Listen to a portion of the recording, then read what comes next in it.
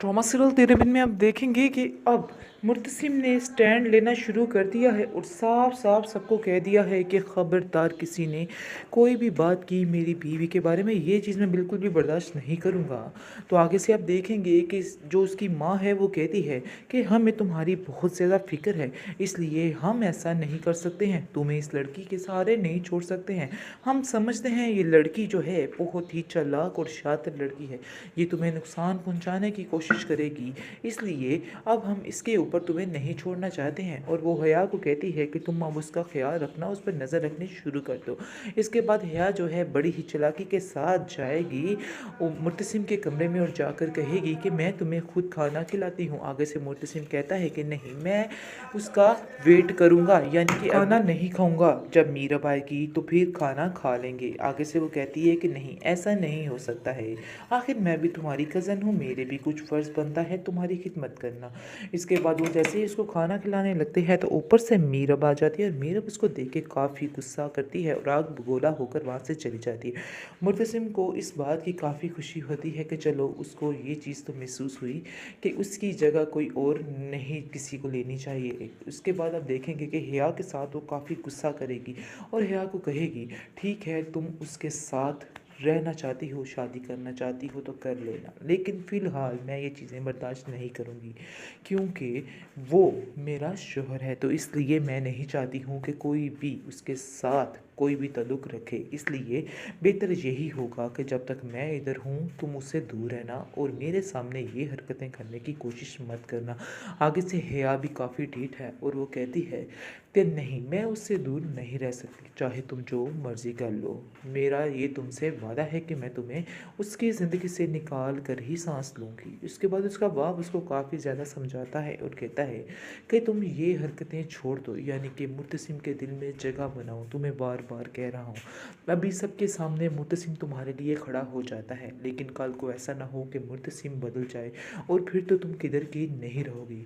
तो आगे से वो चुप कर जाती है, क्योंकि उसको पता चल जाता है दिल ही दिल में कि मुर्तसिम ने उसको काफ़ी इज्जत दे रखी है और वो अब इसका नाजायज़ फ़ायदा ना उठाए, क्योंकि सबके सामने वो बार बार इस चीज़ का इजहार कर रहा है कि मीरब के ऊपर कोई भी उंगली नहीं उठाएगा।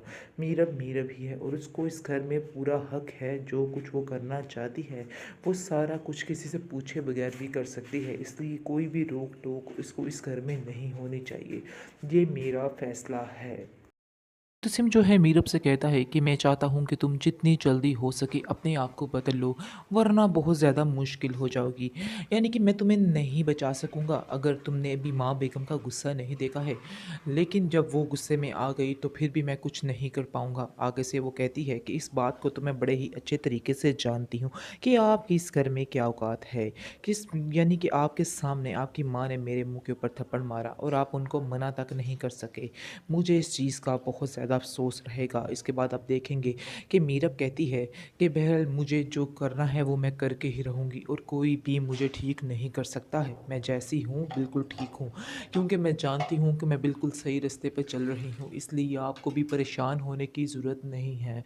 आगे से वो कहता है कि बस मेरा तो इतना ही मतलब है कि तुम ठीक हो जाओ और सब घर वालों के साथ मिल-जुल कर रहो, वरना ऐसे ज़िंदगी गुज़ारना बहुत ज़्यादा मुश्किल हो जाएगा, तुम्हारे लिए भी और मेरे लिए भी। मीरब को उसकी फ़िलहाल तो कोई बात समझ नहीं आ रही, लेकिन मुर्तसिम उसको बार-बार एक ही बात समझाने की कोशिश में लगा हुआ है कि जो कुछ हुआ उसे भूल जाओ और अपनी ज़िंदगी को नए सिरे से शुरू कर लो। मुर्तसिम मीरब से कहता है कि मेरी इस चुप का नाजायज़ फ़ायदा मत उठाया करो, तुम्हें पहले भी समझाया है, अगर मैं बिगड़ गया तो बहुत ही सख्त बिगड़ जाऊंगा। इस पर मीरब कहती है कि आप लोगों को और आता ही क्या है, सिर्फ़ और सिर्फ अपना हुक्म जमाना। मैं आप लोगों को एक दिन बदल कर ही रहूँगी, चाहे जो मर्ज़ी हो जाए। और आप लोग समझ रहे हैं कि आप इस तरह मार-पीट करके सारा मामला ठीक कर लेंगे, सारा मामला ठंडा कर लेंगे, तो ऐसा बिल्कुल भी नहीं होगा, क्योंकि मैं आप लोगों की बातों में नहीं आने वाली हूँ। और ना ही आप लोगों की बातों में आकर डरने वाली हूँ या अपने इरादे को बदलने वाली हूँ। इस पर मुर्तसिम कहता है कि ये तो मुझे बड़े ही अच्छे तरीके से नज़र आ रहा है, जो कुछ तुम करना चाहती हो। ये सारी बातें जो होती हैं ये भाभी बेगम सुन रही होती है, जिसको सुनकर बहुत ज़्यादा शॉक्ड होती है और मीरब से कहेगी कि तुम्हें अभी तक भी शर्म नहीं आई जो कुछ तुमने किया है।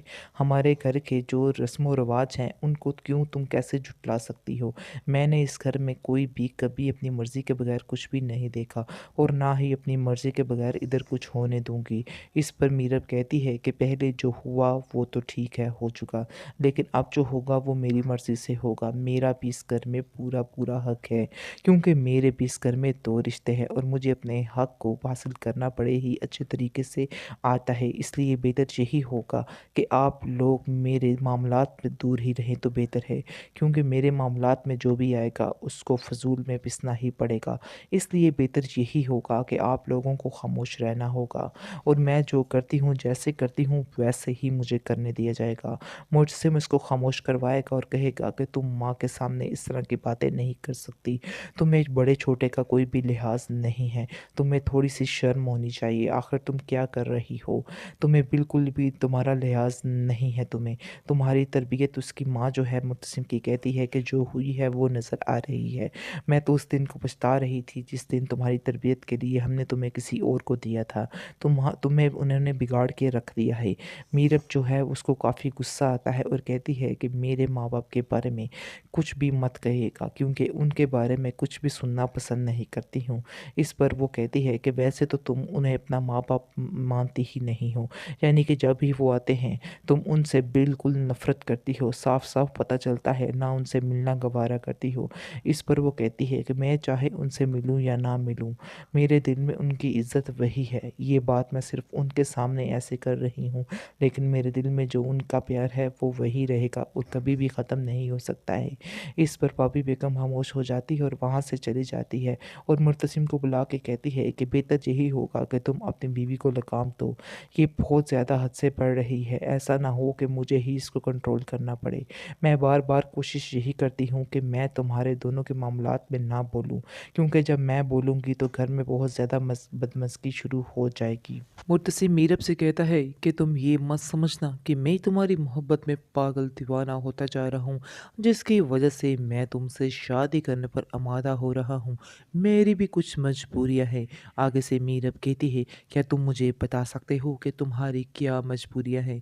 बहरहाल आप देखेंगे कि मुर्तसिम की माँ ने उसे मना किया है ये सारी बातें बताने से कि किस वजह से उससे शादी करना बहुत ज़्यादा ज़रूरी है।